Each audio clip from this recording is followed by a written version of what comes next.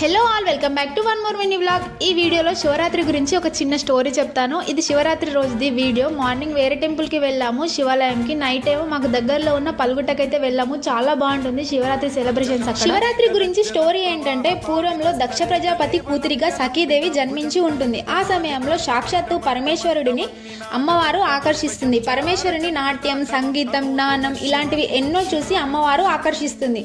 అలా చెప్పుకుంటూ పోతే పరమేశ్వరుడిలో ఎన్నో ఉంటాయి, కానీ ఆయన బయటకి కనిపించడం మాత్రం ఒక శ్మశాన వాసిలాగా కనిపించడం వల్ల దక్ష ప్రజాపతి శివుని అల్లుడిగా అంగీకరించలే. కానీ అమ్మవారు మాత్రం కష్టపడి నేను ప్రేమించిన ఆయనతోనే వివాహం చేసుకోవాలి అంటూ ఆ మహాశివరాత్రి రోజు వాళ్ళు ఐక్యమయ్యారు. అలా వాళ్ళు యుగ యుగాల్లో సందర్భం చూసుకొని కలిసిన రోజు మహాశివరాత్రి. అందుకే శివరాత్రి హరిహరులకు ఇంకా పార్వతీ పరమేశ్వరులకు విశేషమైన రోజుగా మనం అందరం కూడా ఆచరిస్తున్నాం. తర్వాత అమ్మవారు పర్వతరాజుకి జన్మిస్తుంది. ఇప్పుడు ఏమైతే మనం హిమాలయాలు ఇంకా చూస్తున్నామో వాటికి మహారాజు దేవపుత్రుడు అయిన పర్వతరాజు. ఆ పర్వతరాజుకి మళ్ళీ అమ్మవారు పార్వతీ రూపంలో జన్మిస్తుంది. తర్వాత ఆ అమ్మవారిని సాక్షాత్తు పరమేశ్వరునికి కళ్యాణం జరిపిస్తారు. సకల దేవతలు అందరూ వచ్చి ఆ కళ్యాణంని మంచిగా జరిపిస్తారు. అలాంటి కళ్యాణమే మనం అందరం కూడా శివరాత్రి అయిన నెక్స్ట్ డే రోజు జరుపుకుంటాం. ఈ స్టోరీ మీ అందరికీ ఎలా అనిపించిందో కామెంట్ చేయండి. నేను చూపిస్తున్న వీడియోలో స్టేజ్ పైన మాట్లాడుతున్న అతనే మేము వెళ్ళిన టెంపుల్ ని మొత్తంని కూడా కట్టించాడు. పల్గుట్ట మహారాజ్ అంటారు. ఆయన నేను చూపిస్తున్న లింగంని అభిషేకం చేయడానికి కొన్ని వందల మంది లైన్ కట్టారు. నేను కూడా ఆ లింగంని దర్శనం చేసుకొని అక్కడ జాతర ఉంటే కొంచెం బ్యాంగిల్స్, ఇయర్ రింగ్స్ తీసుకొని ఇంటికి వెళ్ళిపోయాం. ఈ వీడియో కానీ నచ్చితే like, share, subscribe to my channel.